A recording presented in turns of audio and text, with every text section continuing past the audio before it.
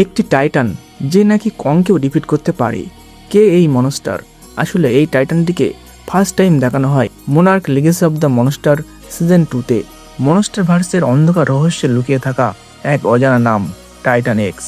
ধারণা করা হয় সে এসেছে হলো আর্থের এমন এক জায়গা থেকে যেখানে মানুষ তো দূরের কথা অন্য টাইটানরাও পৌঁছাতে পারেনি। টাইটান এক্সকে বলা হচ্ছে অ্যানসিয়েন্ট আলফা প্রেডেটর। তার স্ট্রেংথ, স্পিড অ্যান্ড ইন্টেলিজেন্স সব মিলিয়ে টাইটান এক্স সবচেয়ে ডেঞ্জারাস টাইটান। কিছু থিওরি বলছে হাজার হাজার বছর আগে টাইটান এক্সের সাথে কংয়ের স্পেসিসের ভয়ঙ্কর যুদ্ধ হয়েছিল, আর সেই যুদ্ধে কংয়ের পূর্বপুরুষরা পরাজিত হয়েছিল। এছাড়া Monarch Legacy of the monsters season 2 এর ফাইনাল এপিসোডে টাইটান এক্স কংকে রীতিমতো ডিফিট করেছে। এটা থেকে বোঝা যায় ইতিহাসে প্রথমবার কেউ কিং কংকে পরাজিত করতে পেরেছে।